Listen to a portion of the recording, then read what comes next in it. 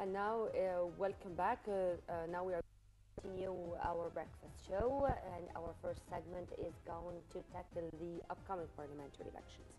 2 days ago, the press conference, which was held by the HEC or the Higher Electoral Commission, said that the parliamentary elections are going to take place on two stages. First is going to contain 14 governorates. The second is going to contain 13 governorates.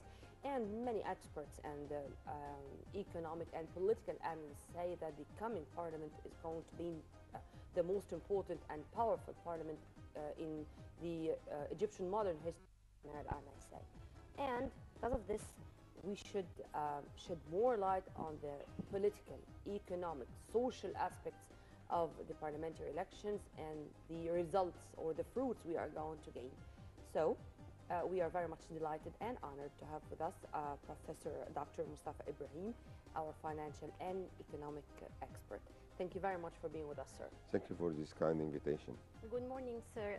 Sir, we've heard that President Abdel Fattah el-Sisi will attend the Davos Economic Forum at the end of this month. We would like to shed some light on the significance of this move before our main topic, which is the parliamentary elections. As usual, the president is doing making the right step at the right moment, and I believe one of his decisions to go to Davos is no exceptions. Davos is the gathering of most of the CEOs and chairmen and decision-making on a global wise. And being there will give him the opportunity to talk to these people. As the old saying, seeing is believing. And talking to these people face to face and talking to them, one of the major elements about Sisi is that he's always able to pass his message. He's very sincere and he's very confident. And I think this will be the implementation of his ideas and talking to these people will have a lot of positive impact on the Egyptian economy, on their views, and also on the March summit in Sharm el-Sheikh. So I believe all these elements together make this decision a very wise one, and at the same time, the timing is very good also. And this Davos summit and the visit or the participation of President Abdel Fattah el-Sisi to the Davos summit, it's going also to be right after, I think, returning from the United Arab Emirates.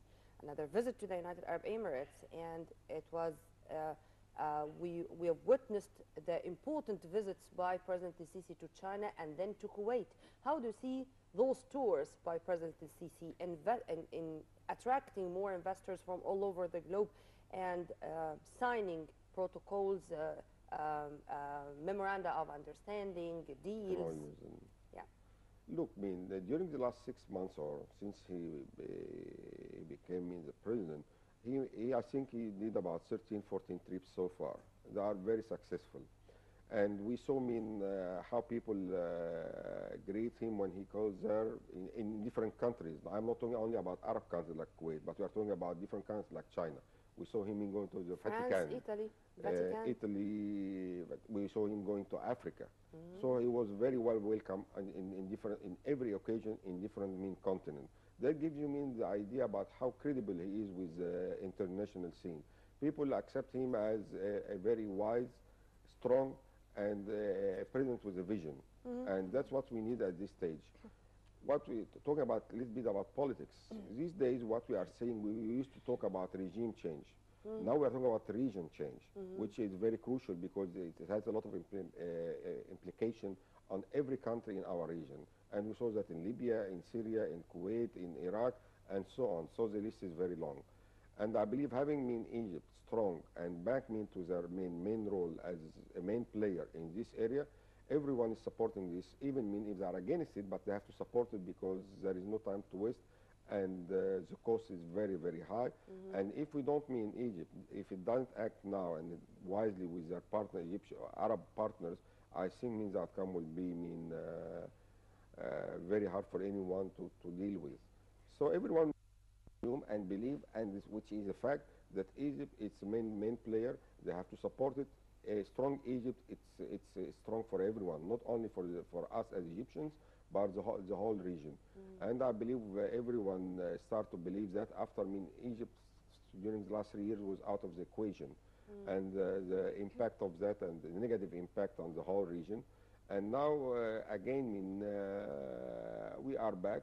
We have a new president with a strong and vision.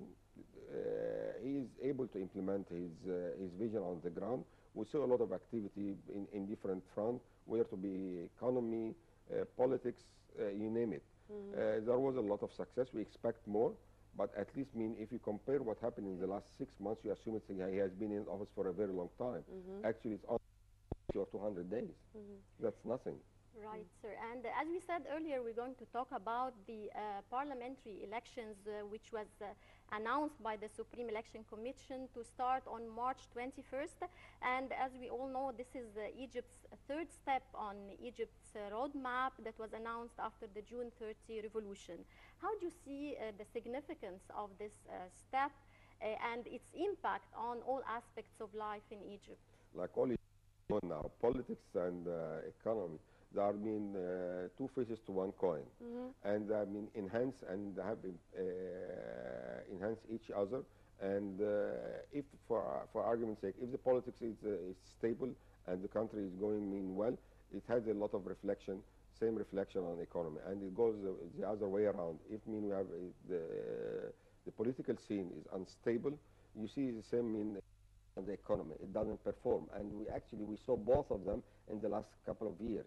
We saw we have unstable politics scene, and when we have a new president with a new vision and the backing of the Egyptian people, and this is very crucial also.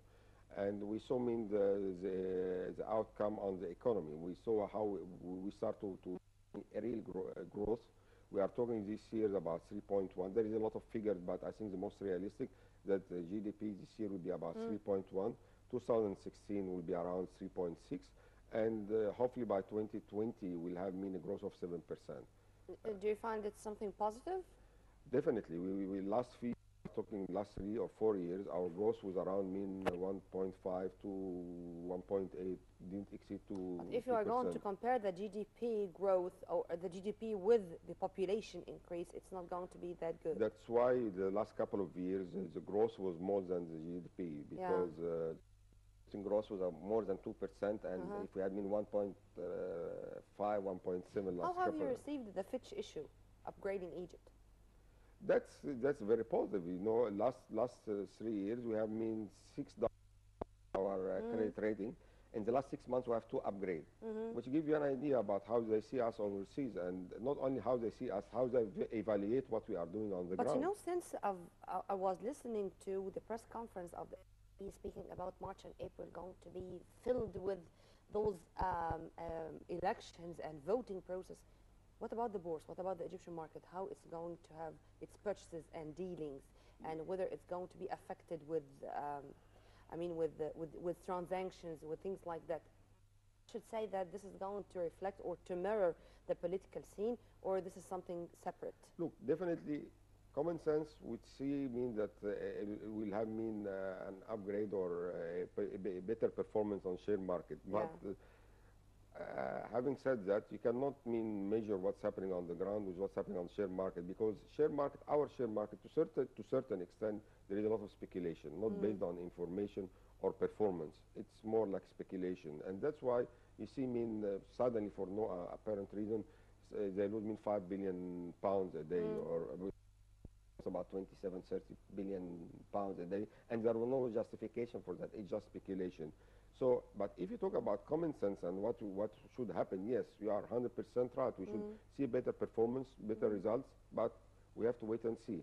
That's because of speculation. But if you are talking about economy in general, no. We are seeing a lot of positive elements, and the growth you can feel it. Also means the inflation have been down for the last couple of months.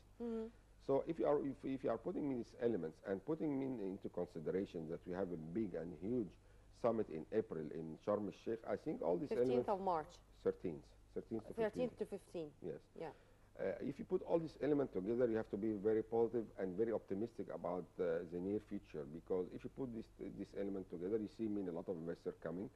You see that we start to take the economy on the right path. We are talking about revisiting the subsidy issue, increasing the prices for energy, and all of these elements don't mean the economy back and stop the bleeding in our economy in general.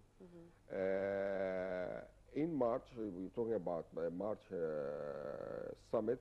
That will be presented, the government will present a 4 years plan with at least anything between 20 to 25 mega projects. That's as a start. Not to mention all the small to medium investors which will attend the meeting or this summit. And I think there will be a lot of corridor talks, as you have mentioned before. And that will be very, very important for us.